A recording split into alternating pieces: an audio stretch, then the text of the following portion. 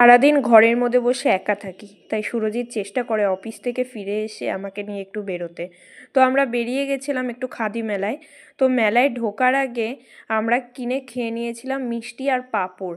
আর পাঁপড়গুলোর size দেখো কি বিশাল বিশাল, আর খেতেও জাস্ট টেস্টি, অসাম।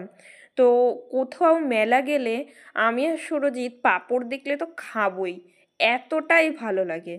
তো এ হলো খাদি মেলার মেন গেট, আর মেন গেটের বাইরেই বসেছিল খাবারগুলো। আর সুরজিৎ কোট দেখছিল, খুব একটা পছন্দ হচ্ছিল না। তবে এই খাদি মেলার জিনিসগুলো দেখতে কিন্তু বেশ লাগছিল। আর এই বেতের সোফাগুলো তোমরা দেখো, এত সূক্ষ্ম সুন্দর কাজ, এত ভালো লাগছিল দেখতে, আমি তো বসেই পড়েছিলাম, কি ভালো ছিল। আর খাদি মেলায় এত জিনিসের দাম, শেষে এই আমলা পাচক নিয়েছিলাম আমরা। আর এই জুয়েলারিগুলো দেখো, হ্যান্ডমেড, কি ভালো লাগছে না দেখতে।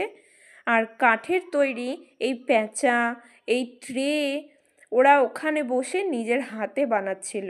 আর এই ফ্লাওয়ার ভাসটা দেখো, একদম মনে হচ্ছিল অরিজিনাল। মানে একটা রুমে যদি থাকে, মানুষ তাকিয়ে দেখতে বাধ্য, এত সুন্দরই না লাগছিল, অন্যরকম লাগছিল। তারপর ওখানে বসেই ওরা কাজ করছিল, আমরা বসে গেছিলাম একটু প্রোগ্রাম দেখতে। গান নাচ সব হচ্ছিল, বেশ ভালোই লাগছিল। আমরা একসাথে ওখানে বসে কিছুক্ষণ টাইম স্পেন্ড করি। তারপর সেখান থেকে বেরিয়ে দেখি এই ঢেকিটাও ওখানে রাখা হয়েছে। তারপর নার্সারি দেখি, যেখানে প্রচুর ফুল আর প্রচুর মশলা, কি গাছ নেই ওখানে। পিঠে পাটিসাপটাও বসেছিল।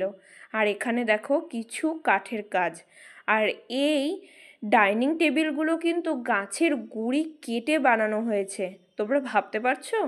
এত সুন্দর সূক্ষ্ম কাজ, কি সুন্দরভাবে করেছে, তাই না? আর এই দেখো, একদম অরিজিনাল বলে মনে হচ্ছে। এগুলো হলো সেন্টার টেবিল, যেগুলো সব তৈরি করা হয়েছে নিজের হাতে। বেরোনোর সময় ওরা রিভিউ চাইছিল, রিভিউ দিয়ে মোমো খেয়ে ফিরে আসি।